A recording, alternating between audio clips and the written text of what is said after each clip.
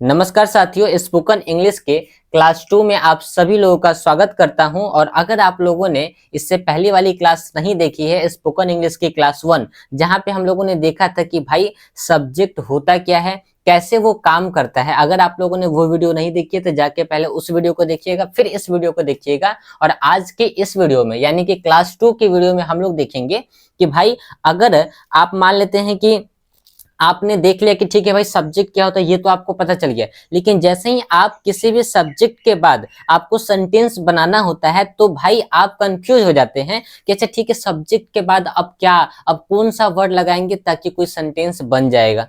समझ में आ रहा है? तो वो आप नहीं बना पाते हैं। तो आज की ये जो क्लास है ये बहुत ही इंपॉर्टेंट क्लास है आप सभी लोगों के लिए, जहां पे हम देखेंगे कि भाई सब्जेक्ट के बाद ठीक है हम क्या लगाएंगे, कैसे लगाएंगे ताकि हमारा एक सेंटेंस जो है वो कंप्लीट बन पाए और वहां से एक मीनिंग आ जाए। समझ में आ रहा है? तो चलिए सबसे पहले यहाँ पे समझते हैं। यहाँ पे क्या लिखा हुआ है, वर्ड लिखा हुआ है। मान लेते हैं कि आपने इन सभी सब्जेक्ट को समझ लिया, जैसे यहाँ पे आई है, ही सी इट नेम और यू वी दे, ये सब कुछ लिखा हुआ है। एक बेसिक सब्जेक्ट होते हैं, आप सभी लोगों को पता है, कल के क्लास में हम लोगों ने डिस्कस भी किया था। ठीक है, उसके बाद जैसे ही आप देखते हैं कि भाई ये जो वर्ड है, ठीक है, वर्ड का जो आपने देखा कि ठीक है ये सब क्या है, ये सब वर्ड है।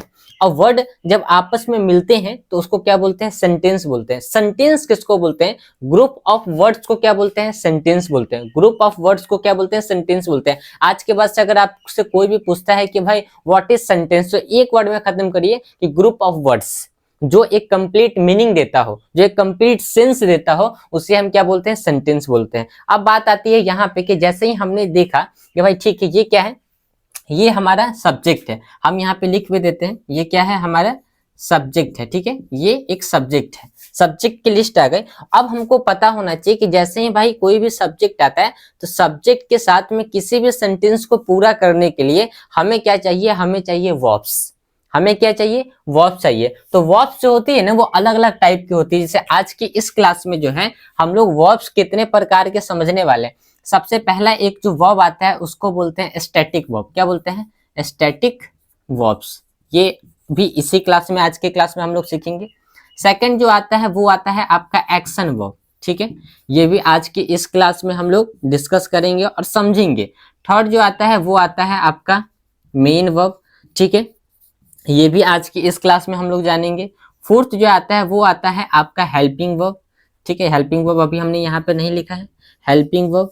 ठीक है, ये भी लिख दिया। चलिए, और एक फिफ्थ लास्ट आता है जिसको हम लोग बोलते हैं ऑक्सिलरी वर्ब। क्या बोलते हैं, ऑक्सिलरी वर्ब्स। तो ये सभी कुछ आज की इस क्लास में हम लोग सीखेंगे। क्यों, क्योंकि ये बहुत ही ज्यादा इंपॉर्टेंट है। तो अगर आप यहाँ पे देखेंगे, जैसे यहाँ पे सब्जेक्ट लिखा है और यहाँ पे हम लोगों ने एक लंबी चौड़ी लिस्ट बनाई है सबके सामने। तो यहाँ पे जैसे अगर आई लिखा है तो आई के साथ में जो भी यहाँ पे ये जो दिखाई दे रहा है तो हम इसको क्या बोलेंगे, ये जो एक पूरा बॉक्स बना हुआ है हम लोगों का, ठीक है, ये हम लोग का जो एक पूरा बॉक्स बना है, इसको हम लोग क्या नाम देंगे, इसको फिलहाल के लिए हम लोग नाम देंगे हेल्पिंग वर्ब का। ठीक है, अभी इन सब चीजों को भी मैं 1 बाय 1 करके बताऊंगा। तो ये 4 नंबर में जो आपका हेल्पिंग वर्ब है, यहाँ पे हमने एक लिस्ट बनाया है। जैसे मान लेते हैं कि आपके सामने कभी भी आई आएगा तो आई के साथ में आप क्या लगाएंगे, आप एम लगाएंगे। आप क्या लगाएंगे, वॉज लगाएंगे। क्या लगाएंगे, हैव लगा सकते हैं, हैड लगाएंगे और विल लगाएंगे। अगर मान लेते हैं कि आपके पास में ये जो ही सी इट और नेम लिखा हुआ है तो याद रखिएगा ही सी इट नेम जो होते हैं ना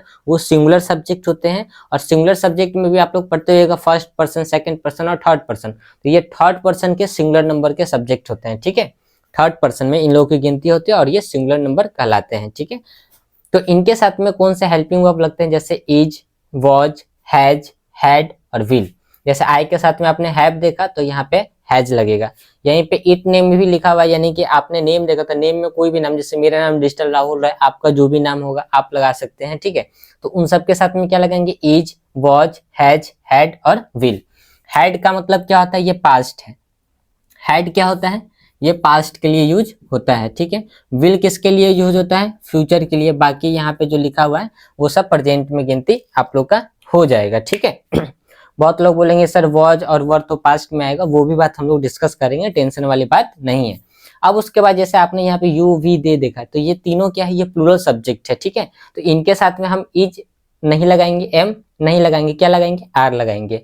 वॉच के जगह पे क्या लगाएंगे, वर लगाएंगे। हैज के जगह पे क्या लगाएंगे, हैव लगाएंगे। हैड के जगह पे हैड ही रहेगा पास्ट टेंस में, विल के जगह पे विल ही रहेगा। हम लोगों ने पिछली क्लास में डिस्कस किया था ना कि शैल विल आता है, तो आप हर जगह पे विल लगा सकते हैं, ठीक है। अब इस वीडियो को बिल्कुल ध्यान से देखिएगा, यहाँ पे लिखा है पार्ट्स ऑफ स्पीच। अब पार्ट्स ऑफ स्पीच का मतलब ये होता है कि बहुत सारे लोग बोलते हैं नाउन, प्रोनाउन, वर्ब, एडजेक्टिव। भाई थोड़ा ध्यान से समझिए, ठीक है। जैसे मान लेते हैं कि यहाँ पे एक सेंटेंस लिखा है, सी इज अ सिंगर। वह एक क्या है, वह एक गायिका है। आई एम अ टीचर, मैं एक शिक्षक हूँ। तो अब यहाँ पे एक सेंटेंस है, तो हम अगर चाहें ना तो इस सेंटेंस को 8 भागों में बांट सकते हैं। हम चाहें तो इस वाले सेंटेंस को भी 8 भागों में बांट सकते हैं। कहने का सेंस ये है कि दुनिया में किसी भी सेंटेंस को आप 8 भागों में बांट सकते हैं और उन 8 भागों को पार्ट्स ऑफ स्पीच कहता है। अब चाहे आप उसे नाउन कहिए, आप उसे प्रोनाउन कहिए, आप उसे वर्ब कहिए, एडजेक्टिव कहिए, लेकिन इन 8 भागों में जो सबसे जरूरी भाग होता है ना, उसको क्या बोलते हैं, उसी को बोलते हैं वर्ब। 8 भागों में जो सबसे मेन होता है उसका नाम होता है वर्ब, क्योंकि वर्ब के बिना आप कोई भी सेंटेंस बना ही नहीं सकते हैं। अब बात जब वर्ब की आती है तो हम लोगों ने देखा कि भाई वर्ब्स को थोड़ा सा समझना जरूरी है कि कौन कौन से वर्ब्स होते हैं। तो जैसे यहाँ पे सबसे पहले क्या लिखा है, स्टैटिक वर्ब। स्टैटिक वर्ब का मतलब ये होता है कि उसमें कभी भी कोई काम नहीं होता है, वो सिर्फ आपके सिचुएशन को दर्शाता है। जैसे यहाँ पे एम हो गया, इज हो गया, आर हो गया, हैज हो गया, हैव हो गया, इन सभी में क्या है, आईएनजी फॉर्म आप नहीं लगा सकते, इनका कोई फॉर्म नहीं होता है, जैसे फर्स्ट फॉर्म, सेकंड फॉर्म, और ना ही इनसे कोई एक्शन होता है, ठीक है। तो इसे हम क्या बोलते हैं, स्टैटिक वर्ब कहते हैं। स्टैटिक वर्ब मतलब am, is, are, has, have, इन सब में आईएनजी फॉर्म, ईडी फॉर्म नहीं लगेगा, ठीक है। अब उसके बाद सेकंड वर्ब क्या आता है, एक्शन वर्ब। अब नाम से ही आपको समझ में आ रहा होगा कि ये क्या है, एक्शन। तो एक्शन का मतलब कि भाई कोई काम हो रहा है, काम नाम से ही हमको समझ में आ रहा है। जैसे यहाँ पे स्लीप है, स्लीप का मतलब होता है सोना।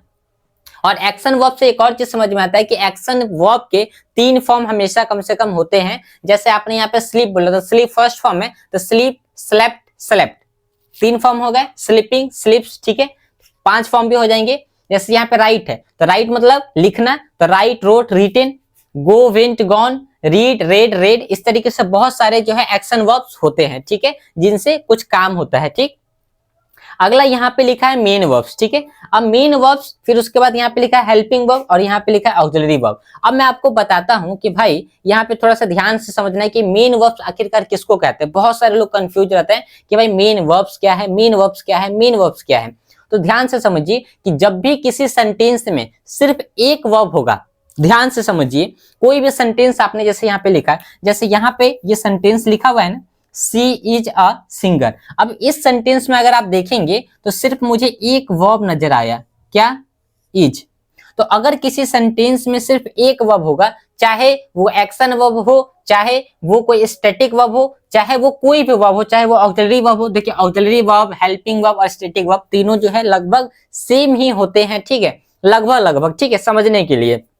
तो मेरे कहने का सेंस ये है कि अगर वो एक्शन वर्ब हो या स्टैटिक वर्ब हो, ऑक्सिलरी हो या कुछ भी हो, अगर किसी सेंटेंस में सिर्फ एक वर्ब होता है तो वो क्या कहलाएगा, मेन वर्ब कहलाएगा, ठीक है। अब उसके बाद जैसे यहाँ पे अगला सेंटेंस लिखा है आई एम अ टीचर, तो यहाँ पे भी सिर्फ एक वर्ब है, एम, तो ये क्या हो गया, ये एक मेन वर्ब हो गया। अब हम इसको स्टैटिक वर्ब नहीं करेंगे, ऐसे समझने के लिए हमने देखा कि ये स्टैटिक वर्ब है, लेकिन अभी यहाँ पे ये क्या कहलाएगा, ये कहलाएगा मेन वर्ब, जो क्रिया में मुख्य रोल निभा रहा है, ठीक है। तो आई होप कि हम लोग को यहाँ तक तो समझ में आ गया होगा कि भाई आज की जो क्लास है उसमें हम लोगों ने ये देखा कि भाई पार्ट्स ऑफ स्पीच के 8 भाग होते हैं और 8 भाग में जो सबसे जरूरी भाग होता है वो होता है वर्ब्स। तो जब हम वर्ब्स को पढ़ेंगे तो हमको ये सबसे पहले समझना होगा कि भाई वर्ब्स के कितने भाग होते हैं। तो सबसे पहले हमने देखा कि एक स्टैटिक वर्ब्स होता है और दूसरा एक्शन वर्ब्स होता है, ठीक है। स्टैटिक वर्ब्स में आप आईएनजी फॉर्म नहीं लगाएंगे और एक्शन वर्ब्स में आप आईएनजी फॉर्म भी लगा सकते हैं और ईडी फॉर्म भी लगा सकते हैं, यानी कि इसका first form, second form, third form, fourth और फिफ्थ,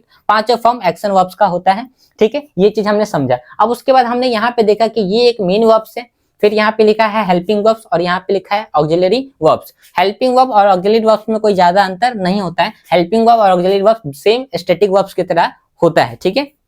अब मेन वर्ब्स का काम क्या होता है ये हम लोगों ने सबसे पहले ये समझा कि अगर किसी भी सेंटेंस में चाहे वो हेल्पिंग वर्ब हो चाहे वो एक्शन वर्ब हो, यानी कि स्टैटिक वर्ब्स हो चाहे वो एक्शन वर्ब्स हो, अगर किसी सेंटेंस में सिर्फ एक वर्ब आता है तो उसको हम क्या बोलते हैं, मेन वर्ब कहते हैं। अब आपको यहाँ पे एक और चीज समझने की जरूरत है कि हमको ये देखना है कि ठीक है हेल्पिंग वर्ब के साथ में भी एक सेंटेंस बना के देखते हैं। तो हम यहाँ पे एक सेंटेंस लिखेंगे आई एम, ठीक है, I am teaching, I am teaching you, मैं आपको क्या कर रहा हूँ, पढ़ा रहा हूँ। तो अब यहाँ पे देखेंगे ये जो आई है ये आपका सब्जेक्ट है, एम आपका अब हो गया हेल्पिंग वर्ब और टीच आपका हो गया मेन वर्ब, ठीक है। अब हमको ये समझ में आया कि हेल्पिंग वर्ब का काम क्या होता है। हेल्पिंग वर्ब का काम होता है मेन वर्ब को सपोर्ट करना, ताकि वो एक अच्छी सी मीनिंग सेंटेंस को दे पाए, एक वो सही से सेंटेंस बना पाए। हेल्पिंग वर्ब का काम क्या होता है, मेन वर्ब को सपोर्ट करना। हेल्पिंग वर्ब का काम क्या होता है, मेन वर्ब को सपोर्ट करना, ताकि सेंटेंस आसानी से बन पाए और एक अच्छा सा मीनिंग सेंटेंस को दे पाए, ठीक है। इसलिए क्या है कि हेल्पिंग वर्ब का यूज किया जाता है। लेकिन अगर किसी सेंटेंस में चाहे हेल्पिंग वर्ब हो चाहे मेन वर्ब हो, उससे कोई मतलब, सॉरी एक्शन वर्ब हो, ठीक है, तो अगर किसी सेंटेंस में सिर्फ एक वर्ब होगा तो वो क्या कहलाएगा, वो कहलाएगा मेन वर्ब। और अगर किसी सेंटेंस में दो वर्ब है तो एक जो है यहाँ पे स्टैटिक होगा तो स्टैटिक कहलाएगा हेल्पिंग वर्ब, और एक्शन वर्ब जो होगा वो कहलाएगा आपका मेन वर्ब। आई होप कि आप लोग को ये वीडियो समझ में आ गई होगी। एक काम करिएगा, इस वीडियो को अच्छे से 2 बार कम से कम वॉच करिएगा, ठीक है, और उसके बाद बताइएगा। अगर कोई डाउट है तो आप लोग क्या करिएगा, कमेंट सेक्शन में बताइएगा कि भाई हमको यहाँ पे डाउट आया है क्लास 2 की, ठीक है, क्लास में, ठीक है। और उसके बाद आपको एक व्हाट्सएप नंबर डिस्क्रिप्शन में मिल जाए तो, या स्क्रीन पर अगर शो हो रहा होगा तो आप लोग काम करिएगा उस व्हाट्सएप ग्रुप पे मैसेज करके ग्रुप में ज्वाइन हो जाइए, ताकि आपको डायरेक्ट वीडियो जो है क्लास की मिलती रहेगी, ठीक है। बहुत बार क्या होता है कि हम लोग यूट्यूब पे वीडियो डालते हैं बट बहुत सारे ऐसे सब्सक्राइबर्स हैं जिनके पास वीडियो जा ही नहीं पाती है, तो उसमें हम लोग का कोई दोष नहीं है। बहुत सारे लोग बोलते हैं कि सर आप वीडियो अपलोड नहीं कर रहे हैं, तो वीडियो अपलोड हो रही है, बट दिक्कत क्या है कि YouTube रेकमेंड करे तो ठीक है। अगर हो सकता है कि YouTube रेकमेंड आपके पास नहीं कर पा रहा है वीडियो, तो दिक्कत हो जाती है, ठीक है। एल्गोरिदम का थोड़ा सा जो है दिक्कत होता है कि अगर मान लेते हैं कि आप कुछ दिन इंग्लिश की वीडियो नहीं देख रहे हैं, आप किसी और चीज की वीडियो देख रहे हैं, तो यूट्यूब आपको इंग्लिश की वीडियो शो नहीं करेगा। तो वो थोड़ा सा इंटरेस्ट बेस पे जो है ना एल्गोरिदम काम करता है, तो उस हिसाब से वीडियो आपके पास नहीं पहुंच पाती होगी। इसलिए आप लोग डायरेक्ट ग्रुप में ज्वाइन हो जाइए, फ्री ऑफ कॉस्ट ग्रुप है, आप लोग ज्वाइन होइए, डायरेक्ट आपको क्लास वहीं पे मिल जाएगी, ठीक है। आई होप कि वीडियो अच्छी लगी होगी, तो वीडियो को लाइक करिएगा, चैनल पे पहली बार तो सब्सक्राइब करिए और इस वीडियो को बहुत सारे लोगों के साथ में शेयर करिएगा।